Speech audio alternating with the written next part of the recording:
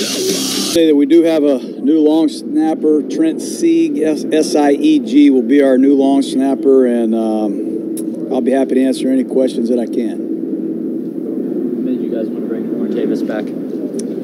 Well, I think he's in a good place right now. I think he's healthy. I think he's ready to go, and I'm sold on that. We've been in contact with him since he has been away, and as I said when we made the trade to get him, when he's right, he can be a difference maker, and we're hoping that he can be one sooner than later. After you guys waived him, you said that there were other players in camp who had outperformed him. What changed between that? Well, I think, one of the reasons he was outperformed is he was inconsistently available. I mean, he was sick. He had lingering problems, but I think he's in a really good place right now, and I've seen him in a really good place. And when he's in a really good place, he can be a really good player in this league. He's proven that. I know the NFL doesn't really tell its clubs much when it comes to player discipline issues. How difficult has it been to navigate Martavis' place in this team, not knowing what his status is with the league? I don't comment on that. That's not for my business, let alone me to talk about here today. But this is a young player that has great talent, and we're happy to have him back. He's in a great place right now. I'll just leave it at that. Can he play right away? We're going to see. We'll see. We'll see where he is in terms of his assignments. We're going to give him plenty of opportunities to play, yes. Anything more, guys? How's the outlook for Justin Ellis and P.J. Hall after you got a chance to look at them? Well, we'll see. It doesn't. I've had better days. We'll see. Today will tell us a lot. Looking at the Broncos tape week one, obviously a little familiar with them going into that game, but was there anything that you saw that actually shocked you heading into week two that gave you some more, reasons to worry? Or Keenum. I think Case Keenum at the end of the year might be the number one acquisition in football. I think he's a great quarterback. What he did last year, the performance he laid down in Minnesota, he solidifies them at that position. They struggled last year. They went through a lot of different quarterbacks. I know he had a couple interceptions last week, but this kid can really play. He's a great competitor. They have outstanding receivers. And, look, they've always had a great defense. And when they have had stability at quarterback, they've proven they can win a world championship. So we'll have our hands full. I know that. We're excited to get ready. Just quite a lot of a different challenge in that a lot of their pressure will come outside from Miller and Chubb as opposed to a lot of the Rams' interior stuff with Sue and Donald. Well, they have all kinds of pressure. They have all the blitzes that you can draw up. They have that type of pressure you have to deal with. They'll put 3 or 4 of those defensive out there, ends out there together. They have Shane Ray, Shaquille Barrett. Chubb's a top 5 pick. So they can apply pressure inside or outside with their 4-man rush. They can also get home with an array of blitzes. And they have a talented secondary. Roby and Adam Jones now to go with Chris Harris. Makes this a real challenge in the noise. Are you guys going to bring in help at defensive tackle? Well, that's a distinct possibility with the injuries that are mounting here. But yes, that is a possibility. I'll get more specific. Is Jonathan Hankins coming? You're getting warm. You're getting warm. Yes, he is a possibility. Clint McDonald's name is a possibility. You guys cover us every day. I'm not going to, hide from the facts. We have some injuries right now that have caused us to look into a couple player situations. Not that we're going to sign them both, but they are certainly on the radar. If I remember correctly, Clint McDonald is someone who visited here back in March that did not come to fruition. Mm-hmm. We was hoping at the time it would. And yeah. I mean, he's a guy that played nose tackle for Tampa. He played for Gunther in Cincinnati, but he plays nose tackle for the Tampa Bay Bucks. Gerald McCoy was the 3 technique, and when Gerald got hurt, McDonald played the 3. So he's got versatility to play the nose or the 3. Hankins is a big guy that has had good experiences in this league. He got a big contract to go to the Colts, so I don't want to make any commitments that they're going to be Raiders, but we are looking into their situations. Touched on it a little bit yesterday, but what did you think about Townsend's first game as punter? I thought it was good. I thought it was good. We judge it by a lot of different things. He's a good holder, and it starts right there. He put the ball down great for our place kicker. He doesn't give up a lot of returns. He's not careless with his accuracy, and he handled some difficult snaps against a pretty good rush in his first game. So I was proud of him. He nailed one pretty good when he was when he was deep in the end zone. I think that was kind of a little bit of a concern with him. Is his leg big enough to kick you out of the end zone? I think it is. I think it's big enough. You know, if we can get, like I said, if we can get the net, if we can get the 43-yard net in that area, that'll be good. There's a guy in Kansas City we don't want to kick the ball to. I saw him the other day. As soon as I sat down, he was dancing. So directional punting, minimizing the returns is a big part of Johnny Townsend's strengths and why he's here. Not to get ahead of ourselves on McDonald, but he did sign with the Broncos, spent the offseason there.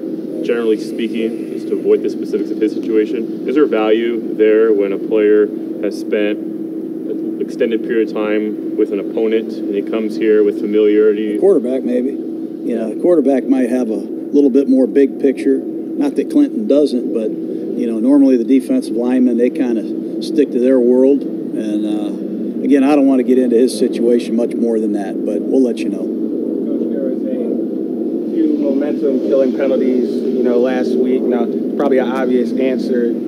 How do you cut down on the penalties for this week? And well, the false starts are inexcusable. We had one in the red zone going in on our opening possession. We had one backed up. We got to eliminate those. The pass interference penalties were the biggest penalties in the game. They resulted in almost 80 yards of penalties. Changed field position, changed that game. Just keep working. Keep working hard on minimizing penalties, self-inflicted wounds that get you beat. yeah, that's what I was kind of getting at. Those mental lapses, how do you eliminate them? Well, we can't make those penalties. You know, you gotta find the ball quicker. You know, you can't commit those types of penalties. Pass interference is the most devastating penalty of all, especially on down the field passes. It's like giving up the play itself.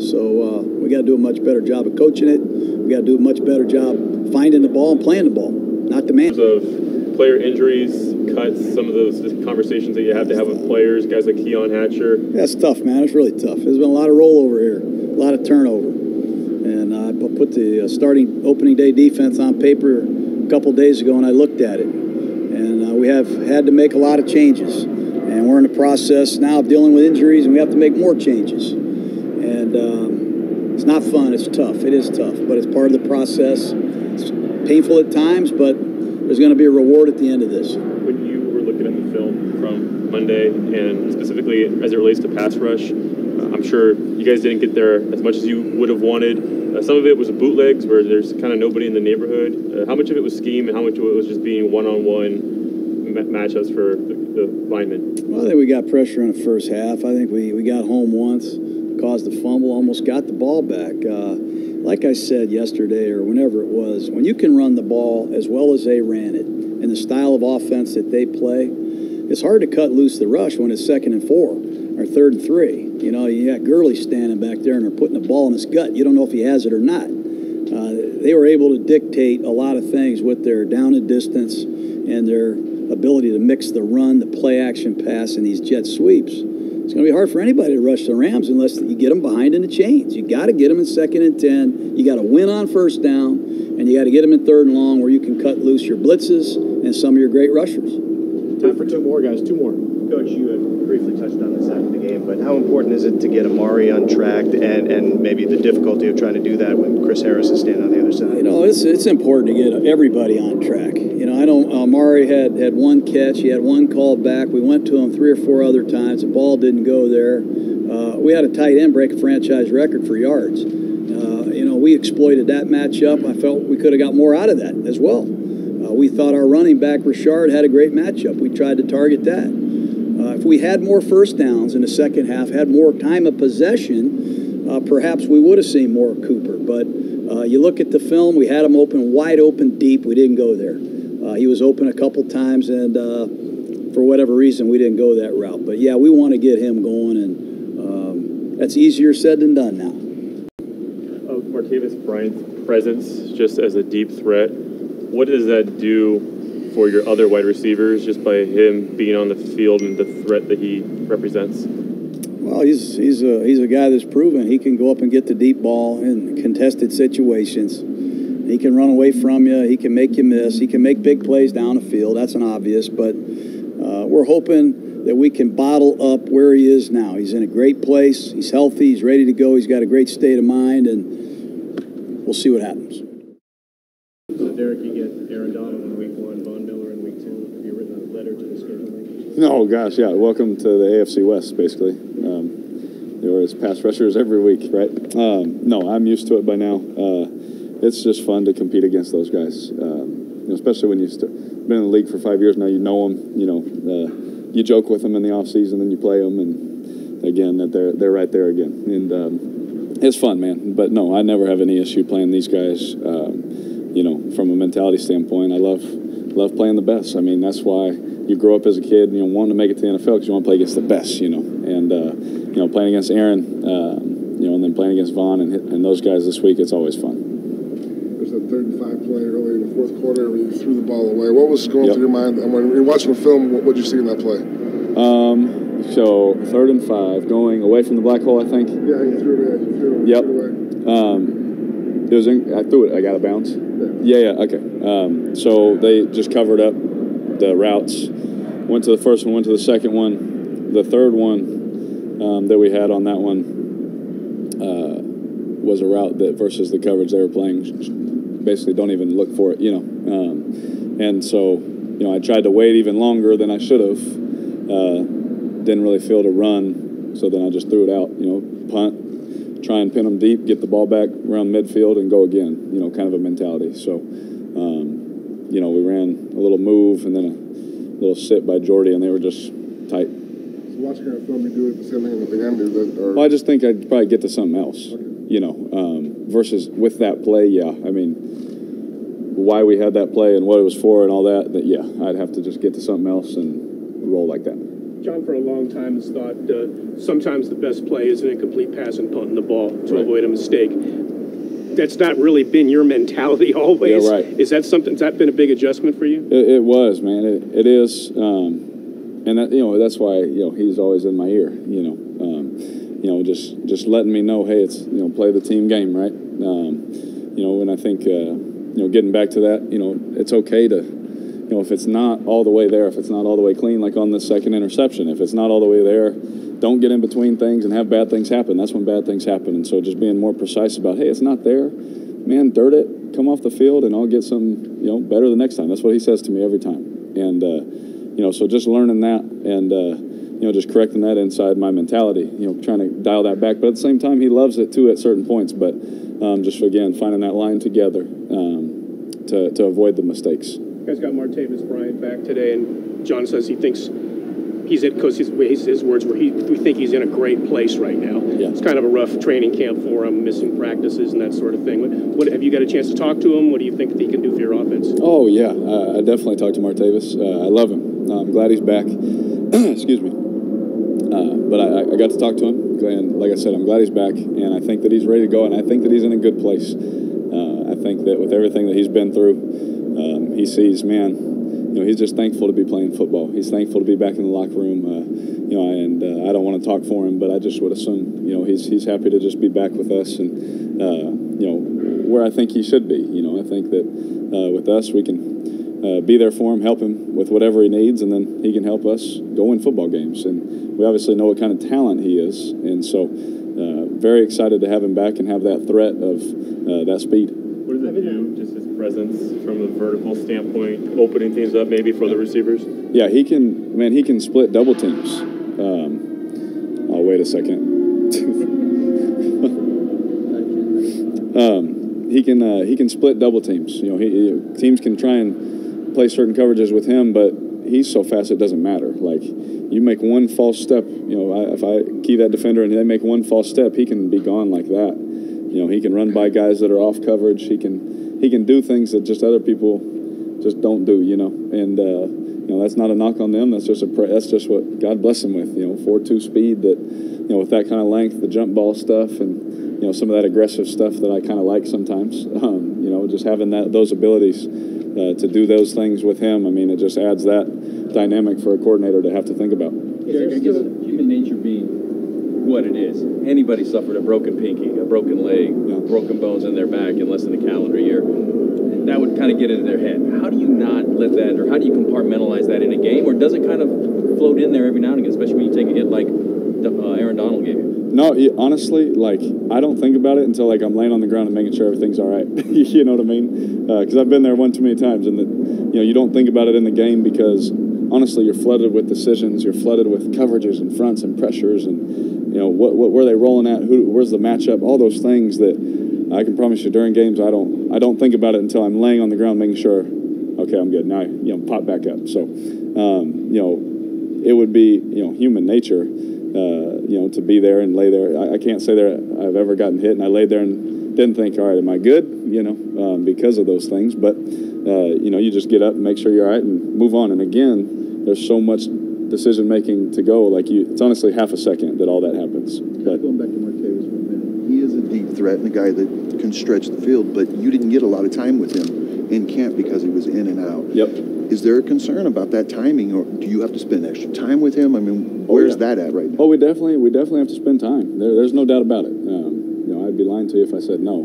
But I will say too, the days that he did practice, after practice we'd go off and we'd make sure we'd do those deeper throws, those routes, those quick routes that we need him on, and those kind of things. We definitely made sure we'd spend extra time because, as you saw, like there were some things he missed, and we're like, hey, well, let's make it up in some extra times. Or special teams periods were big for us. We'd have special teams period where usually you'd have individual drills, and we'd grab him and go work on routes. We'd go work on other things. So we have put that time in, but there's no doubt to make sure that he's back again, in the mental processing of things. And just like any bye week, whenever you come back, it's almost like, the snap count. Oh yeah, anything, that formation or that adjustment, anything can slip your mind. So just reminding him of all of those little things will be crucial for us, and I don't think he'll have a problem. Jared is labeled with the tight ends, but he was moving to a lot of different receiver spots in the slot. I think outside once maybe. His versatility, just as a pure receiver, does that kind of help? Like, what kind of dimension does that bring? Because he can line up so many spots. It helps, and honestly, it's like a tough decision sometimes because versus certain coverages, it's like, well, we have certain coverage. I can go to Jared, obviously, or I can go to Coop, or I can go to Jordy, and it's like it's a good problem to have. To be honest with you, because we can move him in a whole bunch of different spots. I mean, there was one play, I think it was for a first down. We threw it to Jared, and Coop pops open, and then you turn the film on. It's like, well, why'd you go there? It was like, well, the guy had 180 yards. He was feeling it.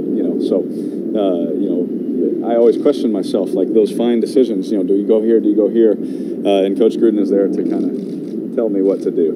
To take that indecision out of the way, to help me out. But we can put him anywhere we want. And again, the great thing about Jared is he's so tough and physical that he can get in and block also.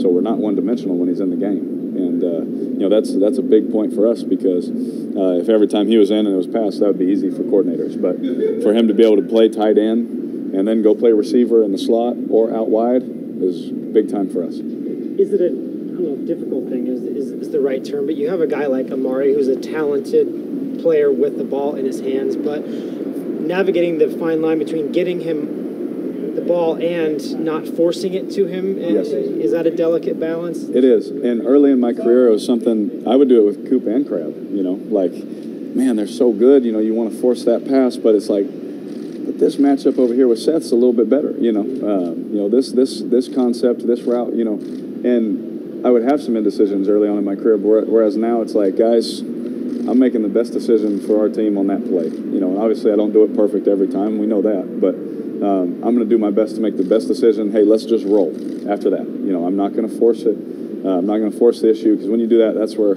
just wasted plays happen. If they end up covering it, you just throw it away. Just because you were reading that when you could have went somewhere else. Like that's where, I would get caught in my earlier on in my career where now I'm just trying to play the game. Jack, see, there were a couple plays where Amari did get deep open and you didn't throw to him. Were those misreads by you?